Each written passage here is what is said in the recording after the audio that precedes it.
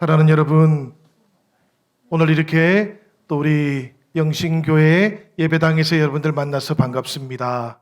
그리고 이 시간에도 우리 가정에서 우리 수요 예배를 기억하시고 또 함께 우리 예배 드리고 있는 우리 사랑하는 영신 지체들 반갑습니다. 우리 함께 우리 눈빛으로 인사 나누면 좋을 텐데요. 우리 옆에 계신 분들하고 함께 샬롬 인사 나누겠습니다. 샬롬 반갑습니다. 반갑습니다. 성도님들 반갑습니다.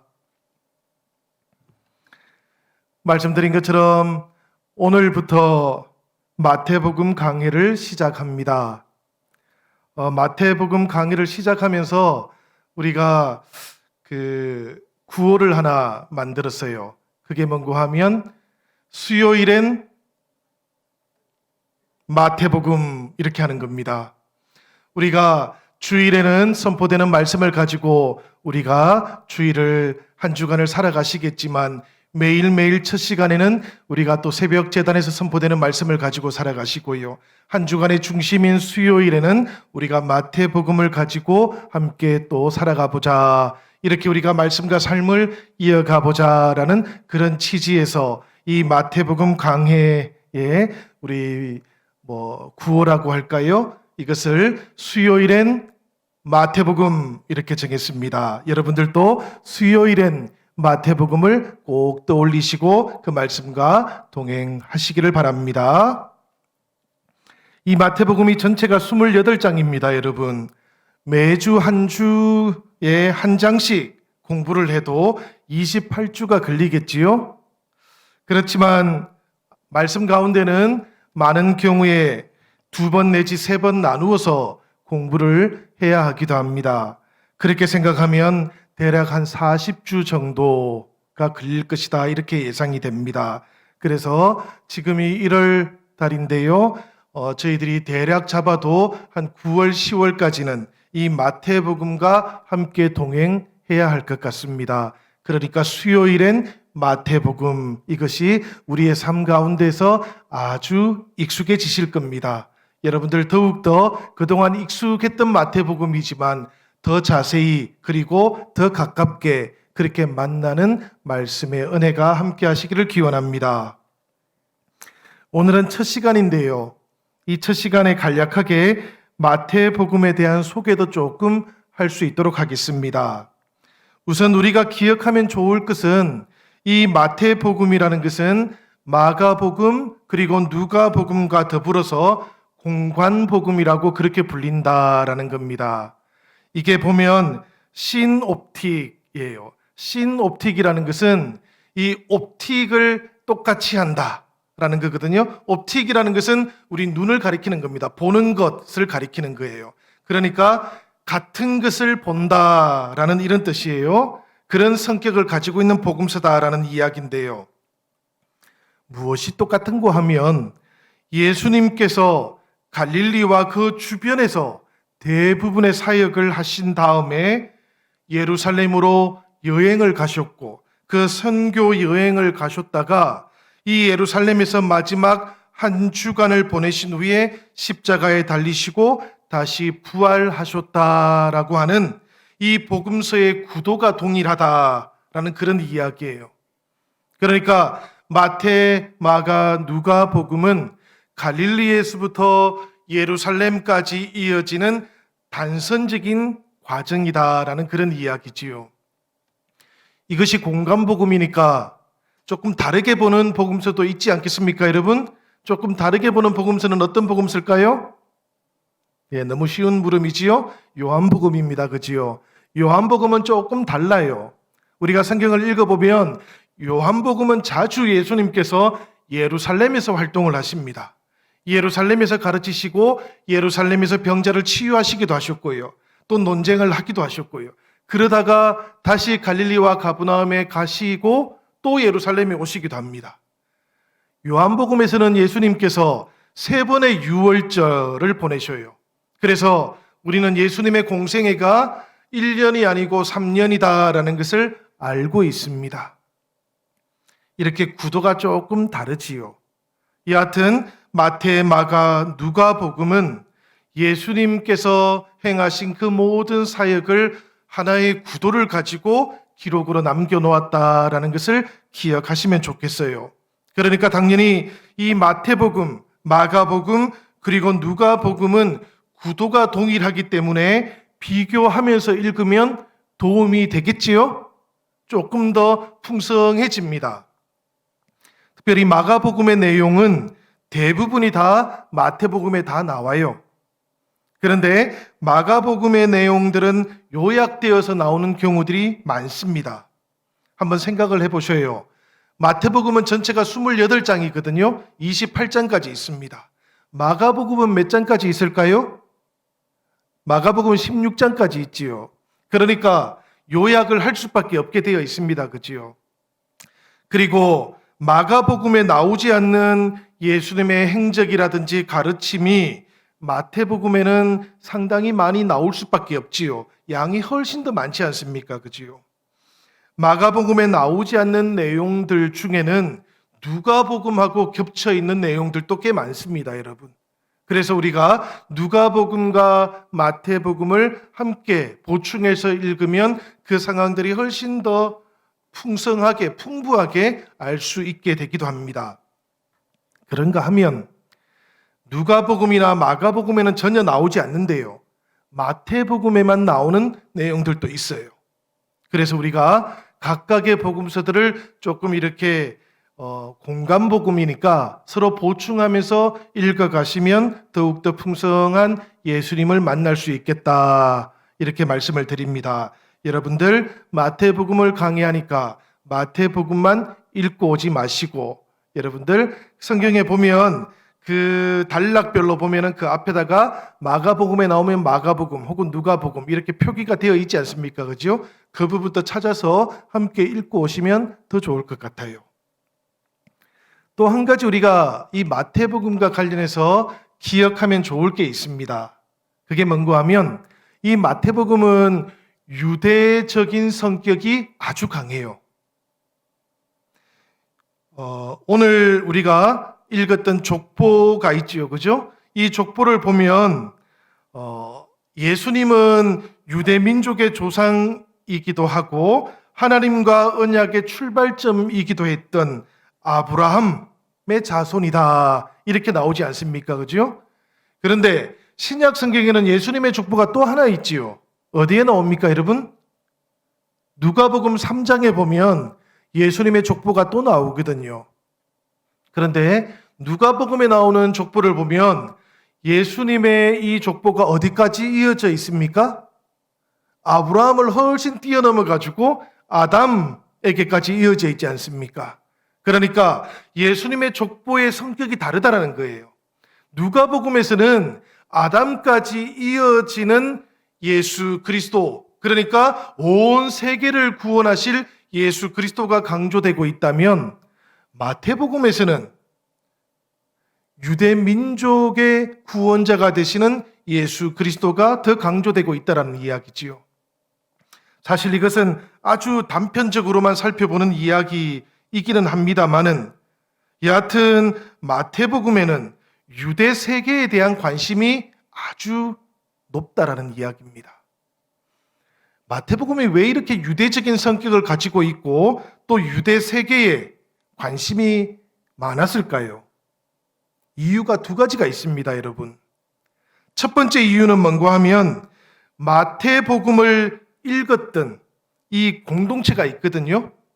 마태 공동체라고 우리가 보통 부릅니다마는 이 마태복음을 가지고 신앙생활을 했던 교회가 유대 출신의 그리스도인들이 많았기 때문이에요. 그러니까 유대인 그리스도인들이 많았다라는 이야기예요. 그래서 구약의 배경 그리고 유대인들의 특징이 이 마태복음에 많이 담겨져 있게 되었다라는 그런 이야기입니다. 또 하나의 이유가 있는데요. 그건 뭔가 하면 이 기록된 말씀이었던 마태복음서를 통해서 예수 그리스도에 대한 복음을 전해야 하는 그 지역에 유대인들이 굉장히 많이 있었기 때문입니다. 복음을 전해야 되는데 이 복음을 전해 받을 사람들이 유대인들이었다라는 그런 이야기예요. 그 지역이 어디였을까요, 여러분? 이 마태복음을 읽고 또 마태복음을 가지고 예수 그리스도를 전도했던 지역이 있습니다. 그 지역이 어딘고 하면 시리아 안디옥이라는 곳이에요. 여러분들 익숙하시죠, 그죠? 시리아 안디옥이라 하면 저곳이 바로 바나바와 바울이 처음 파송받았던 교회네. 저곳에 이방인들의 교회가 있었지. 기억나시죠, 여러분들? 그런데 이 마태복음을 가지고 신앙생활을 했던 교회는 저 시리아 안디옥에 있기는 했지만 이 바나바와 바울이 파송받았던 그 교회가 아니에요. 시기적으로도 달라요. 바나바와 바울이 저곳에 파송을 받았던 것은 40년대 중반쯤 됩니다. 그런데 이 마태복음을 가지고 신앙생활을 했던 교회가 있었던 때는 언젠가 하면은 대략 70년대 후반부터 80년대예요. 그러니까 저 바울과 바나바가 파송받았을 때부터 해가지고 대략 한 짧게는 30년에서 길게는 40년 이후에 시리아와 안디옥 지역에 교회가 생겼다는 이야기예요. 그런데 그 교회는 유대인들이 구성원들이었다는 겁니다. 그 사이에 무슨 일이 있었을까, 여러분? 70년에 예루살렘에 큰 일이 있었습니다. 로마하고 전쟁이 있었어요. 그래서 티투스라고 하는 로마의 장군이 예루살렘에 쳐들어와 가지고 예루살렘을 함락시켜 버립니다. 예루살렘 성전도 그때 파괴가 되는 것이지요. 그리고 유대인들은 더 이상 예루살렘에 살지를 못합니다. 다 흩어졌어요. 그때 흩어졌던 유대인들 가운데 많은 사람들이 어디로 갔는가 하면 시리아에 있는 안디옥으로 갔던 겁니다. 그 당시에 이 시리아 안디옥은 로마 제국에서는 로마를 제외하고는 가장 번성한 도시이기도 했습니다. 예루살렘, 그 유대의 땅과도 가깝고요. 그리고 또 번성했던 도시였기 때문에 많은 유대인들이 이 시리아 안디옥으로 이주를 해갔던 것이지요. 그 가운데 어떤 사람들은 그리스도의 복음을 받아들이고 있었던 겁니다. 이 사람들이 그곳에서 교회를 형성했던 것이지요. 그래서 이곳에서 그들은 이 마태복음을 가지고 신앙생활을 했던 거예요. 그들을 가리켜서 마태신앙 공동체라고 편의적으로 우리가 한번 불러봅시다. 사실 정해진 이름이 따로 있지는 않습니다, 여러분. 그렇지만 이 사람들이 마태복음을 가지고 신앙생활을 했거든요. 복음을 전했거든요. 그러니까 마태신앙 공동체라고 그렇게 부르면 좋을 것 같습니다.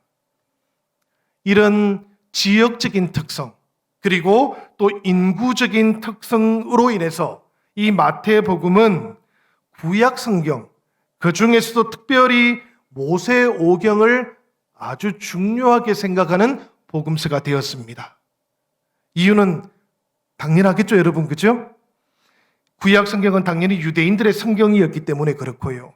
또 그 중에서도 모세오경이 가장 중요한 책이었기 때문에 그렇습니다.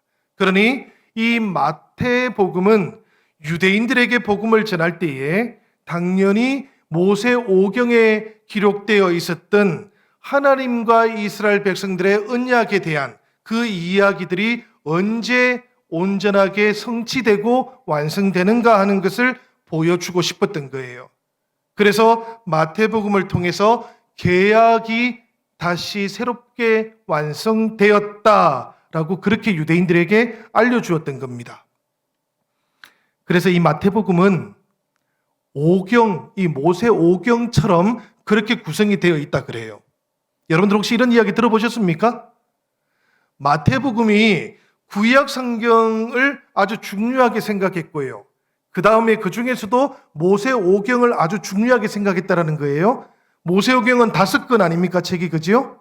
그래서 이 마태복음도 전체적으로 보면 예수님의 가르침을 5개의 묶음으로 그렇게 구성해서 가르치고 있다라는 그런 이야기인데요. 마태는 사실 이 5가지 묶음을 우리가 읽어보면 알 수 있도록 그렇게 기록도 해놓았어요. 그게 뭔가 하면 이런 구절들이 나타나면 하나의 가르침, 예수님의 가르침이 끝나는 것이구나라는 걸 알 수 있도록 성경 속에 표시를 해놨다라는 겁니다. 그게 뭔고 하면 이런 말씀들이에요. 우리 화면을 한번 띄워주시겠습니까?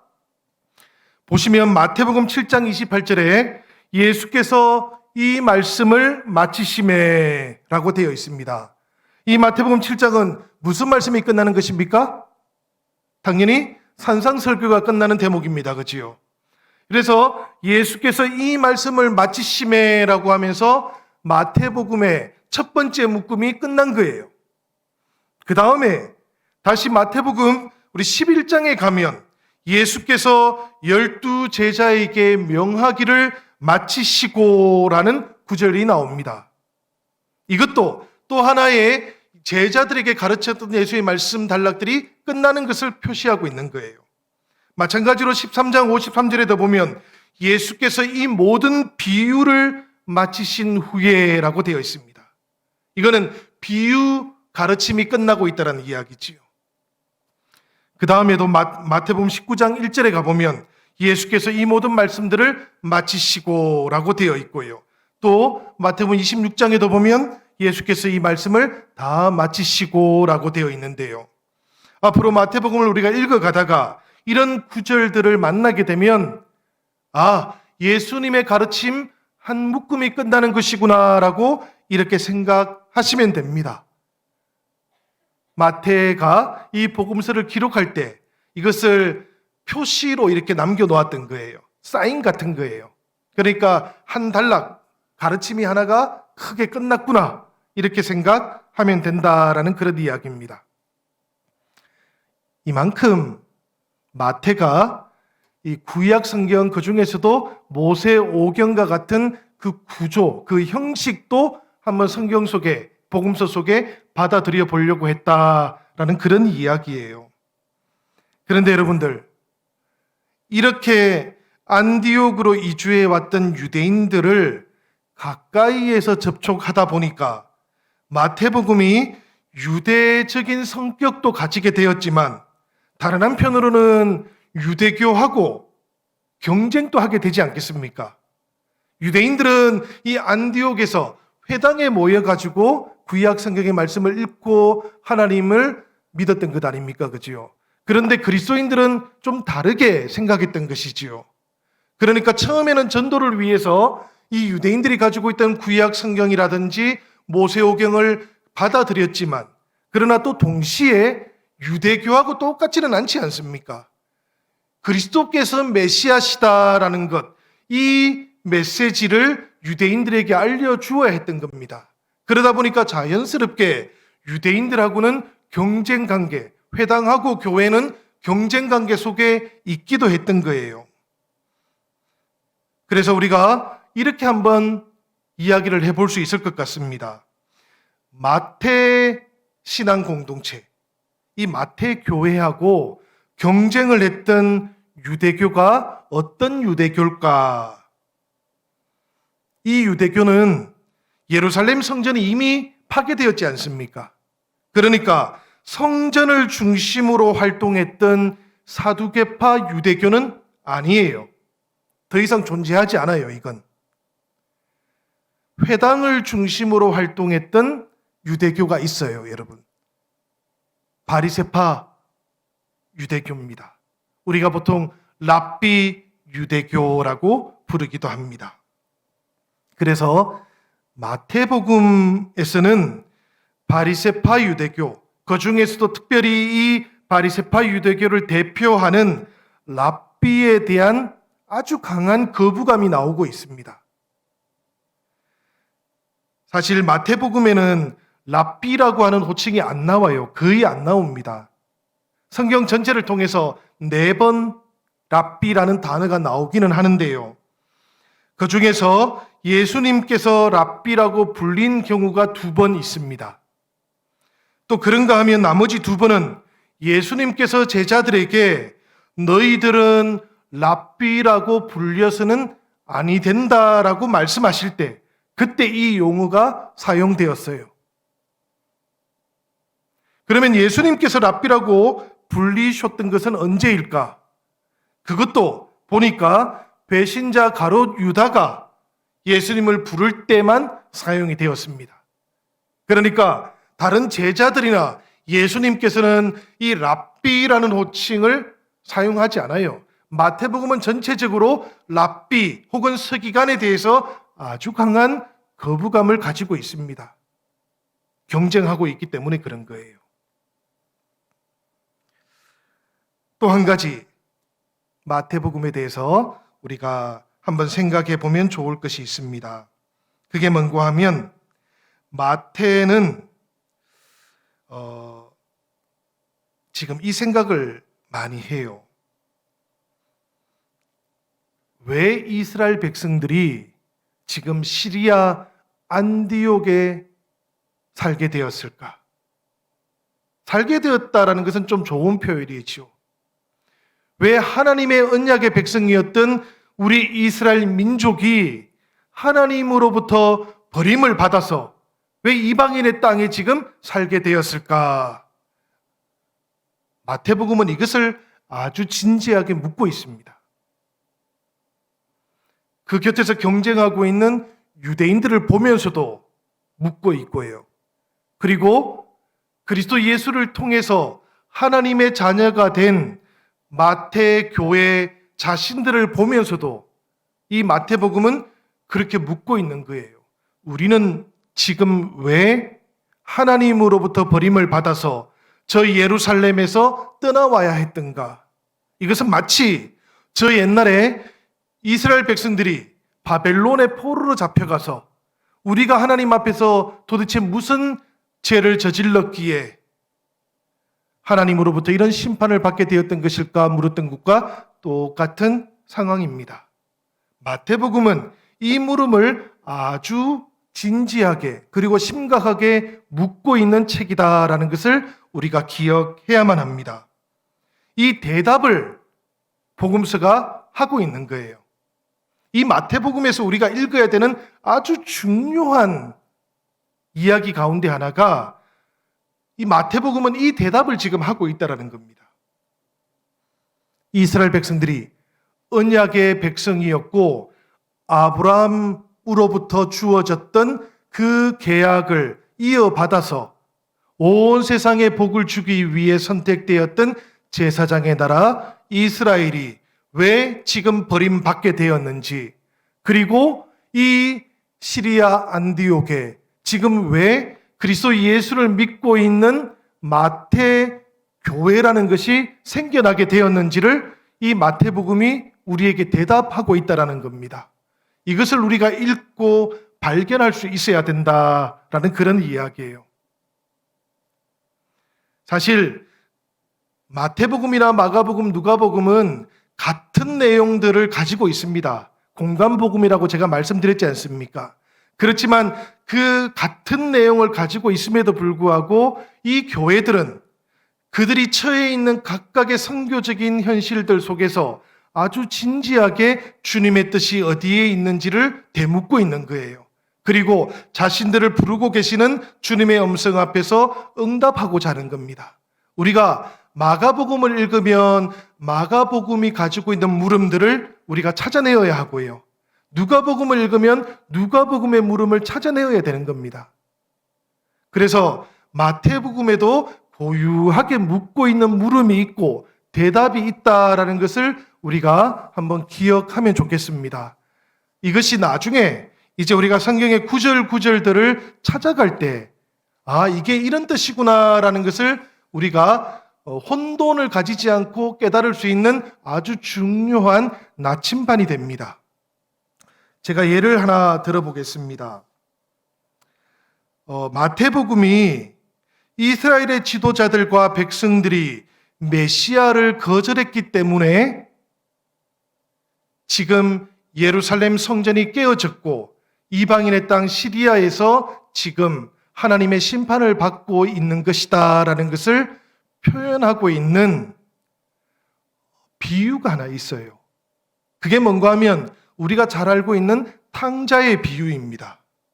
여러분들, 우리가 이 탕자의 비유, 마태복음 21장에 나오는데요. 이 비유를 너무나 잘 알고 있지 않습니까? 그런데 이 비유는 사실은 두 아들 비유인 거예요. 탕자에 대한 비유가 아니고 마태복음에서는 관심이 어디에 있는가 하면 집을 나갔다 돌아온 둘째 아들이 아니라 돌아온 아들을 환대하고 기뻐하는 아버지를 못마땅하게 여기는 첫째 아들에게 있어요. 이건 마태복음에서는 아주 분명합니다. 왜냐하면 이 첫째 아들이 바로 먼저 부름을 받은 이스라엘 민족을 가리키기 때문에 그래요. 그리고 이스라엘 민족 가운데에서도 이스라엘의 지도자들을 가리키고 있기 때문에 그런 겁니다. 사실 이 두 아들 비유, 탕자의 비유에 곧바로 이어지는 또 하나의 비유도 있어요. 그게 뭔가 하면 포도원 비유입니다. 포도원에 주인이 멀리 여행을 떠나면서 이 포도원을 맡겨놓았지 않습니까? 그런데 소작을 하는 사람들이 계속해서 주인이 보낸 심부름꾼들을 죽였어요. 죽이고 또 죽여서 나중에는 아들을 보냈는데 그 아들마저도 죽이고 그 포도원을 차지했던 이야기가 이 두 아들의 비유에 이어서 곧바로 나오는데요. 이 포도원을 빼앗은 악한 종들의 이야기도 바로 이스라엘 백성들을 가리키는 것이고 이스라엘 민족을 가리키는 것이거든요. 그러니까 우리가 마태복음이 가지고 있는 물음과 대답을 이해하면 이 각각의 말씀들이 어떤 의미인지를 아주 분명하게 해석할 수 있다는 겁니다. 그래서 우리가 마태복음의 이런 큰 테두리들을 이해하는 것이 대단히 중요합니다. 사실 마태복음은 이스라엘의 실패를 배경으로 삼고 있는 책이에요. 시리아 안디옥이라는 곳이 바로 이스라엘 백성들의 실패를 가리키는 것 아닙니까, 여러분? 제사장의 나라가 되는데 실패했던 것이고요. 언약의 백성으로 살아가는데 실패해서 예루살렘으로부터 버림을 받게 되었다라는 것이 마태복음의 배경이라는 겁니다. 그래서 마태복음은 십자가에서 보여주셨던 예수 그리스도의 신실하심 안에서 사실 예수님의 십자가라는 것은 이런 의미를 가지는 거예요. 이스라엘 백성들이 끝까지 신실하지 못했는데 그 이스라엘 백성들이 제사장의 역할을 해야 되는 그 일을 주님께서 끝까지 충실하게, 신실하게 십자가에서 대신 순종하셨다라는 그런 의미거든요. 그래서 우리가 십자가를 보면 저 십자가에서 예수님의 신실하심을 보는 거예요. 하나님 앞에서 끝까지 순종하셨던 그 신실하심. 그것이 사실은 예수님의 마지막 외침이기도 한 것이지요. 하나님 아버지 어찌하여 나를 버리시나이까 라고 그렇게 시편의 말씀을 외치셨지만 그러나 주님께서는 마지막으로 다 이루었다라고 그렇게 말씀하시는 것 아닙니까?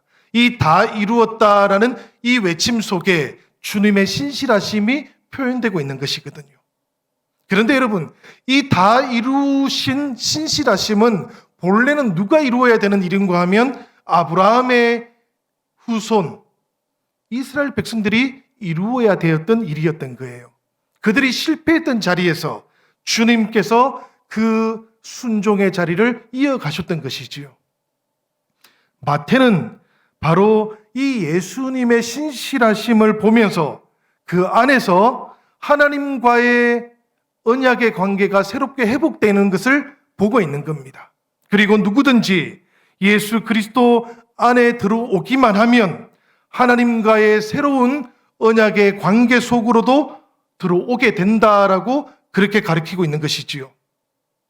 이렇게 부름받은 사람들이 있어요. 이렇게 예수 그리스도를 통해서 하나님과의 새로운 언약의 관계, 계약의 관계 속으로 들어온 사람들이 있는데 마태복음은 이 사람들을 뭐라고 부르는가 하면 에클레시아라고 부릅니다. 에클레시아라는 말은 교회라는 뜻이지요. 사실은 이 에클레시아라는 용어는 복음서에서는 마태복음에서밖에 안 나옵니다, 여러분. 마가복음이나 누가복음에서는 이 에클레시아라는 말이 나오지를 않아요.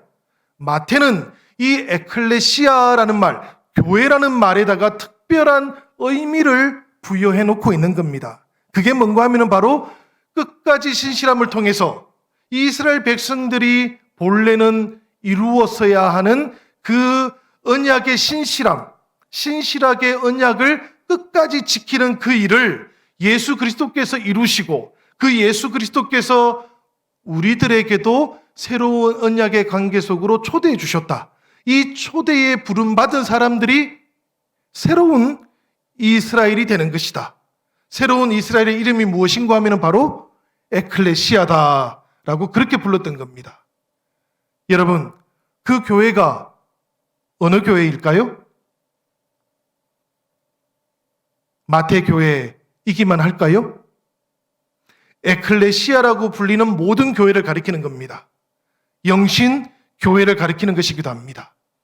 우리들이 예수 그리스도 그분의 언약의 관계 속에 부르심을 받고 그 초대에 응하게 되었을 그때부터 교회는 새로운 이스라엘이 되었고 새로운 언약의 관계 속에 초대받게 된 거예요. 우리들은 모두가 다 그렇게 교회의 일부가 되었고요. 하나님하고 새로운 언약의 관계 속에 들어오게 된 겁니다.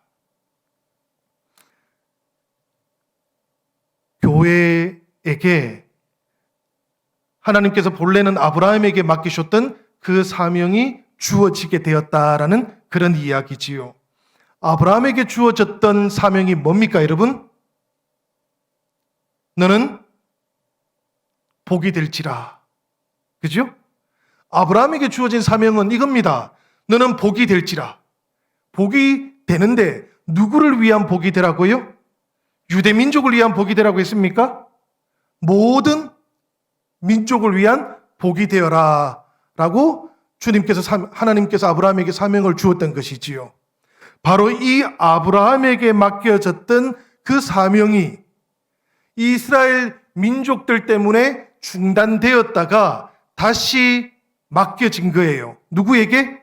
교회에게 맡겨지게 된 겁니다. 그렇기 때문에 교회는 아브라함에게 맡겨졌던 그 사명을 계속해서 이어가는 공동체가 된 거예요. 언약의 공동체가 되었고 사명의 공동체가 된 겁니다. 그래서 마태복음은 모든 민족을 제자로 삼으라라고 하는 예수님의 지상 명령으로 끝나고 있는 거예요. 여러분들 이 말씀 잘 알고 있지 않습니까? 그지요? 우리가 마태복음 28장 19절 20절 이 마지막 구절들인데 우리 같이 한번 읽어볼까요? 다 같이 한번 읽겠습니다. 그러므로 너희는 가서 모든 민족을 제자로 삼아 아버지와 아들과 성령의 이름으로 세례를 베풀고 내가 너희에게 분부한 모든 것을 가르쳐 지키게 하라. 볼지어다 내가 세상 끝날까지 너희와 항상 함께 있으리라 하시니라. 아멘. 여러분, 이 예수님의 명령은 예수님의 제자들, 그 12제자에게 맡겨주신 사명만은 아닙니다. 이것은 교회에게 맡겨주신 사명이었고요. 이것은 사실은 아브라함에게 맡겨주셨던 그 사명을 새로운 이스라엘인 하나님의 백성들, 우리들에게 주님께서 맡기신 거예요. 그래서 마태복음은 주님의 이 사명을 마태복음의 마지막 부르심으로 그렇게 기록해 놓고 있는 것이기도 한 거죠. 우리가 여기까지 마태복음에 대해서 한번 서론으로 살펴봅니다. 사실 서론이 굉장히 더 많겠습니다만은 차차 하겠습니다. 오늘 첫 시간에 서론을 너무 길게 하면 힘이 들지 않겠습니까? 족보를 조금만 생각해 보겠습니다, 여러분. 이 서론의 이야기들을 잘 기억하셔야 족보를 읽을 수가 있어요. 많은 사람들이 신약 성경 통독을 결심한 다음에 이 마태복음을 탁 펼쳐서 읽다가 시험에 들지요. 왜 시험에 드는가 하면 누가 누구를 낳고 또 누가 누구를 낳고 이 반복 때문에 그렇습니다. 그죠? 지루하고 재미없고 좀 무의미해 보이는 이 족보를 그냥 통과해서 성탄절 이야기, 동방박사 이야기부터 통독을 시작하시는 분들도 있다고 합니다. 그런데 여러분, 얼핏 보면 지루해 보이고 또 무의미해 보이는 이 족보가 마태복음의 제일 앞에 있는 이유가 있지 않겠습니까? 사실 이 족보라는 건 이런 것이지요. 정체를 알려주는 책입니다. 그죠? 족보라는 것은 정체를 알려주는 책이에요. 우리가 누군가를 소개할 때, 요즘은 우리가 누군가를 소개할 때 족보를 보여주지는 않습니다만은 고대 사회에서는 그 사람의 신분을 증명할 수 있는 방법이 별로 없어요. 그죠? 신분증을 따로 가지고 있지도 않고요. 또 뭐 검색을 해서 알 수 있는 것도 아니잖아요. 저 사람을 소개할 때 제일 신뢰를 줄 수 있는 소개가 뭘까 생각해 보면 저 사람이 누구의 아들이야. 이렇게 하면 제일 쉽잖아요. 그죠? 저 사람의 조상이 누구야? 저 사람은 누구의 몇 대 손이야. 이렇게 얘기해 주면 가장 신뢰가 가는 것이죠. 족보라는 것은 이런 기능을 가지고 있었던 겁니다. 마태복음에 족보가 나오는 이유 중에 하나는 예수님을 지금 소개하는데요. 예수님을 소개하는 가장 쉽고 그리고 가장 신뢰를 줄 수 있고 정체를 가장 분명하게 알려줄 수 있는 방법이 족보를 소개하는 것이었기 때문이에요. 이유가 여기에 있습니다. 첫 번째는. 그 다음에 두 번째도 있습니다. 두 번째는 이 족보의 구조를 통해서 마태복음은 이 족보에 소개되고 있는 분이 누구신지를 우리에게 알려주려고 하는 거예요. 정리합니다. 첫 번째는 마태가 예수님을 소개하는데 예수님이 누구신가 그것을 알려면 우선 족보를 봐. 이렇게 얘기하는 것이고요. 두 번째는 이 예수님을 알려면 이 족보가 가지고 있는 특이한 구조를 봐. 이렇게 이야기하는 거예요. 이 족보가 가지고 있는 특이한 구조, 여러분들 뭐가 있을까요? 17절에 나오지요. 17절에 보면 그런즉 모든 대수가 아브라함부터 다윗까지 연례되요 다윗부터 바벨론으로 사로잡혀 갈 때까지 연례되요 바벨론으로 사로잡혀 간 후부터 그리스도까지 연례되더라라고 이렇게 되어 있습니다. 예수님에 대한 이 족보가 14대씩 나누어져 있는 이유를 혹시 알겠습니까? 그냥 우연일까요? 사실 우연이 아닙니다, 여러분. 이건 마태복음이 의도적으로 이렇게 구성을 해놓은 거예요. 사실은 예수님의 가문, 그 조상들을 쭉 따라 올라가면 대수가 14대 사이사이에 더 있습니다, 여러분. 그러니까 여기에는 혈통을 따라서 족보를 소개해 놓고 있는 건 아니에요. 우리가 알고 있는 족보 같은 것이 아니라는 겁니다, 이 책이. 만약에 그런 족보라면 예수님 말고 반개 가족도 더 자세하게 나와야 되겠지요, 그죠? 그런데 마태복음에 나오고 있는 이 족보는 그런 기능을 하는 족보는 아니에요. 특별한 의도를 가지고 있는 계보라고 합니다. 이 책에 14대씩 있는데요. 많은 학자들이 왜 이럴까 연구를 했습니다. 그 중에 가장 대표적인 것은 이거예요. 옛날에 성경을 쓸 때만 해도 사람들은 아라비아 숫자를 사용하지 않았습니다. 유대인들은 아라비아 숫자를 가지고 있지 않았어요. 그럼 숫자를 어떻게 표기했을까요? 그 유대인들이 가지고 있던 히브리어의 자음을 가지고 숫자도 함께 표기를 했었어요. 이것을 게마트리아라고 그렇게 부릅니다. 여러분들이 게마트리아를 이미 알고 계셔요.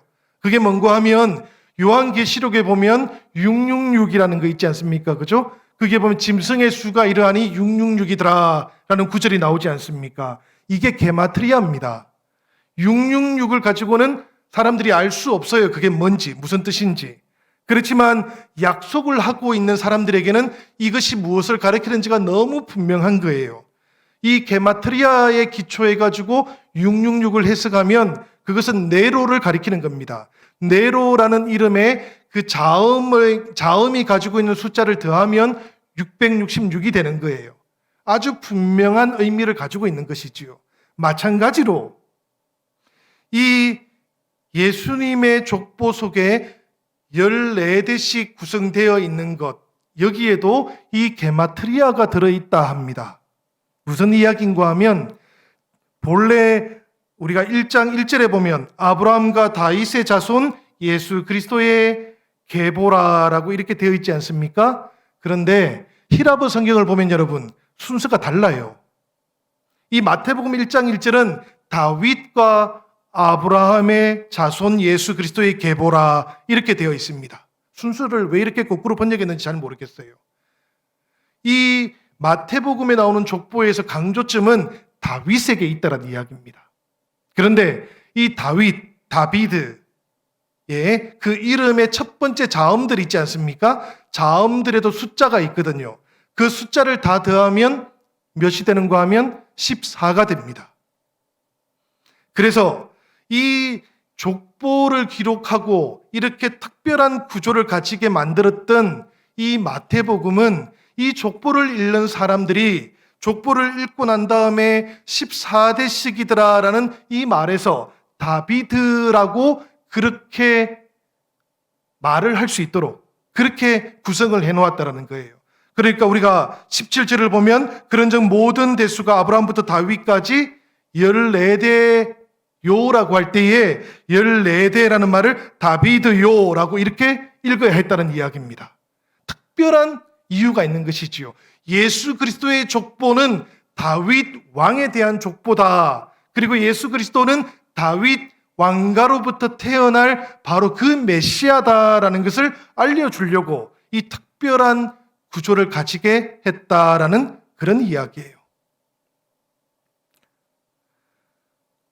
우리가 두 번째 이유도 있습니다, 여러분.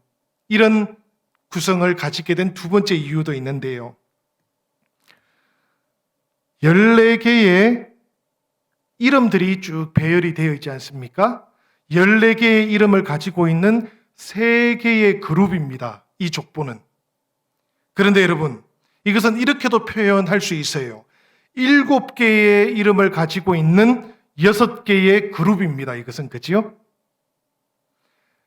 이스라엘에서 7이라는 숫자는 아주 강력한 상징적인 숫자예요. 완전한 숫자입니다. 이 상징적인 완전수 7, 이것을 족보에 이용하고 있는 것이지요. 그래서 이 족보에서는 7개의 이름을 가지고 있는 6개의 그룹이 쭉 나열이 되어 있고요. 나열이 끝나고 난 다음에 7번째 그룹의 첫 번째 태어나시는 분이 있다라고 얘기하는 겁니다, 지금. 7번째 그룹의 첫 번째로 태어나시는 그분이 이 족보 전체의 완성이시다라고 얘기하고 있는 거예요. 7이라는 숫자가 6번 반복되어서 그룹으로 나타났다가 7번째 그룹이 있는데 이 7번째 그룹의 첫 번째로 태어나시는 이분이 이 족보를 완성하시는 분, 지난 2000년 동안 오랫동안 이스라엘 백성들이 기다려왔던 그분이 마침내 태어나신 것이다라고 이 족보가 알려주고 있다라는 이야기입니다. 이것이 이 마태복음 족보의 구성이 가지고 있는 의미이기도 한 거예요. 사실 이 족보를 읽으면서 여러분, 이 족보에 나오는 사람들의 이름을 막 기억하려고 하는 것은 조금 무의미합니다. 물론 각각의 사람들의 인생을 보면 엄청난 역사들이 있어요. 그죠? 이 한 사람 한 사람의 이름에는 한 사람의 세계가 있지 않습니까? 그죠? 그렇지만 이 족보에는 그것을 표현하기보다는 이 족보 전체를 통해서 이스라엘의 역사를 담은 거예요. 아브라함에서부터 이어져서 다윗까지 하나님께서 주셨던 그 계약이 이어져서 마침내 바벨론의 포로로 잡혀갔던 그 많은 시간들을 넘어서 오랜 세월 동안 이스라엘 백성들이 기다려왔던 그분이 마침내 태어나신다라는 것을 이 족보가 알려주고 있다는 거예요. 우리가 그것을 읽을 수 있다면 비로소 우리는 이 마태복음의 시작을 이제부터 우리가 함께 읽어 나갈 수 있는 겁니다. 사랑하는 여러분, 제가 7번째 그룹의 첫 번째 분이 태어나셨다라고 그렇게 표현을 했어요. 이 7번째 그룹에는 아직까지도 태어나야 될 사람들이 아주 많습니다. 그들이 누군가 하면 바로 예수 그리스도의 접붙임을 받아서 그분의 형제 자매가 된 사람들이에요. 그들을 마태복음은 누구라고 부르는가 하면 바로 에클레시아라고 그렇게 부르는 겁니다. 바로 이 교회가 주님과 함께 역사를 온전하게 완성하고 하나님의 언약을 마침내 성취하는 백성으로 등장해서 땅끝까지 복음을 전하고 모든 사람들을 제자로 삼고 세례를 주는 사람들이 될 것이다 라고 이 마태복음은 우리에게 그렇게 알려주고 있는 것이지요. 그러니 여러분, 이 마태복음 이 족보를 우리가 읽어가는 동안 이 족보에는 오랜 세월의 기다림이 있고 이 기다림이 마침내 이루어진다라는 이야기가 숨어 있는 것이구나. 지금이 바로 그때라고 말씀하고 있는 것이구나. 이것을 우리가 발견할 수 있으면 좋겠습니다. 여러분, 그동안 족보를 읽으면서 많이 지루하셨습니까? 앞으로는 지루하지 않으시기를 바랍니다. 이 족보 속에 오랜 세월 동안의 기다림과 하나님의 성취가 나타나고 있다는 것을 함께 깨달을 수 있으면 좋겠어요. 이런 의미 속에서 이 마태복음 족보 안에는 잘 보이지는 않지만 녹아있는 이야기들이 참 많습니다. 이 이야기 속에는 어쩌면 출애굽이 들어있고요. 또 어쩌면 시내산의 계약이 들어있고요. 또 어쩌면 저 아브라함의 언약이 들어있기도 하고 하나님이 다윗과 맺었던 그 계약이 들어있기도 한 것이지요. 눈에는 잘 보이지 않습니다. 왜 그렇습니까? 족보 속에 녹아있기 때문에 그런 거예요. 그렇지만 아주 분명하게 표현하고 싶은 것은 예수 그리스도 그분이 바로 새로운 출애굽이시다. 예수 그리스도 그분이 새로운 이스라엘이시다. 예수 그리스도 그분이 새로운 계약이시다라는 것을 우리에게 말씀하고자 하신다라는 것도 깨달을 수 있으면 좋겠습니다. 여러분, 함께 이제부터 마태복음을 읽어 나갈 텐데요. 이 마태복음을 읽어가는 동안 아주 많은 사람들이 이 족보를 읽어왔습니다. 그지요? 이 신약 성경 마태복음은 아주 초기부터 성경의 가장 처음에 위치해 있었습니다. 수백만도 아니지요. 우리가 몇 명이라고 헤아릴 수도 없겠습니다. 너무나 많은 그리스도인들이 예수께서 누구셨고 또 누구이신지를 알고자 할 때 첫 번째 복음서의 첫 대목이었던 이 족보를 읽어왔던 겁니다. 이 족보가 의미하는 바를 알고 있던 사람들도 있었고 모르고 지나왔던 사람들도 있었습니다. 이제 여러분들은 이 마태복음의 족보가 무엇을 의미하는지를 아는 사람들 중에 한 사람이 되셨습니다. 그리고 이제 이것을 이해했기 때문에 우리는 이 족보가 알려주고 있는 그분의 이야기를 계속해서 읽어나갈 준비가 된 겁니다. 앞으로 이 마태복음과 함께 우리에게 찾아오신 그 메시아, 약속이 성취되고 이스라엘 역사의 목적이 성취가 되었던 그분을 만날 수 있으면 좋겠습니다. 이 마태복음을 통해서 여러분들의 주님을 더욱더 가까이 만나보시기를 바랍니다. 그리고 아주 생생하게 그분을 만나서 여러분들의 신앙의 감격도 새로워지고 은혜도 새롭게 체험되는 그런 우리 수요 성경 공부가 되기를 주님의 이름으로 축원합니다.